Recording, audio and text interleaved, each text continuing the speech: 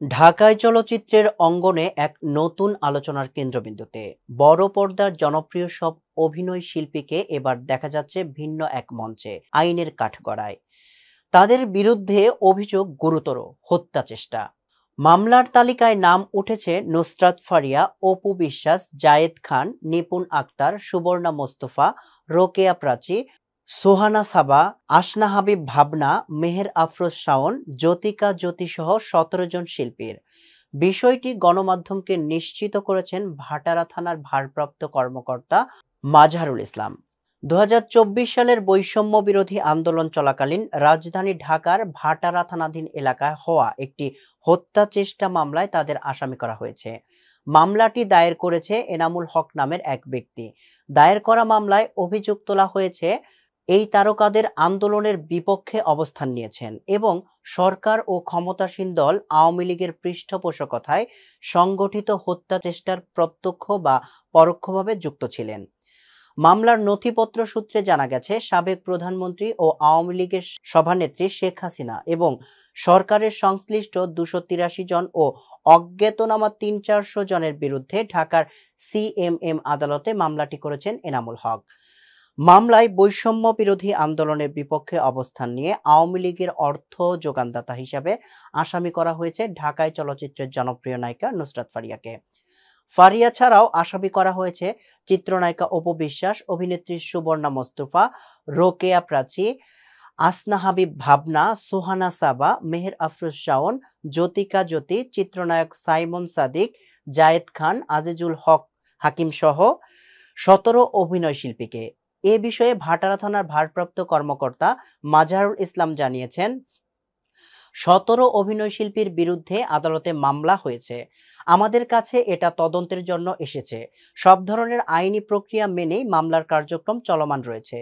চলতি অঙ্গনে রাজনীতির সম্পৃক্ততা নতুন কিছু নয়। অতীতে বিভিন্ন সময় নির্বাচন প্রার্থী হওয়ায় দলীয় অনুষ্ঠান বা প্রচারণায় এবং সরকারি পদে থাকা শিল্পীদের রাজনৈতিক অবস্থান প্রশ্নবিদ্ধ হয়েছে, কিন্তু সরাসরি সহিংসতার যুক্ত থাকার অভিযোগ, বিশেষ করে হত্যা চেষ্টার মতো গুরুতর মামলায় এত সংখ্যক তারকার নাম আসা নজিরবিহীন। বিশেষজ্ঞরা বলছেন, এই মামলা কেবল আইনি প্রক্রিয়ায় অংশ নয়, বরং একটি রাজনৈতিক দিকও রয়েছে। সংস্কৃতি ও চলচ্চিত্র অঙ্গনে তারকারা এক ধরনের সোশ্যাল ইনফ্লুয়েন্সার হিসাবে বিবেচিত হন।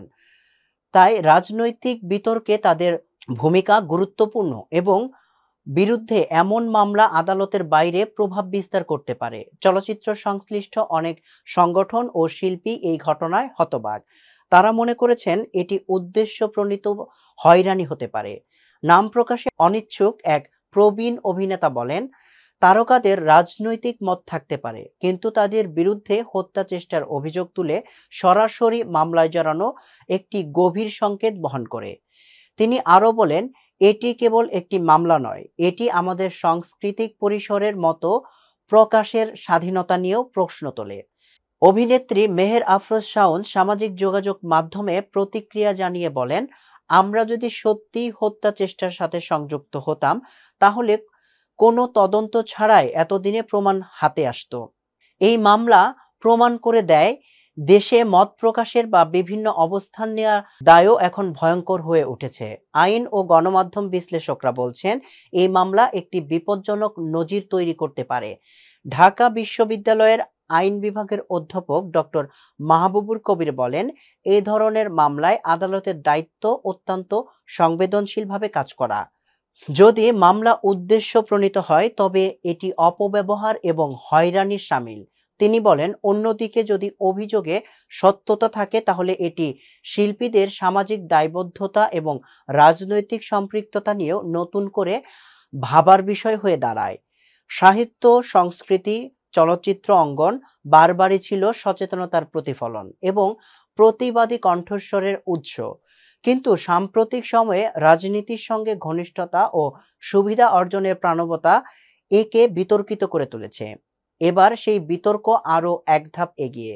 সরাসরি হত্যা চেষ্টা অভিযোগে আদালত ও তদন্ত সংস্থার ভূমিকা যেমন গুরুত্বপূর্ণ, তেমনি জনমত ও সাংস্কৃতিক পরিমলের প্রক্রিয়া এটিকে কেমন মাত্রায় নিয়ে যাবে সেটিও দেখার বিষয়।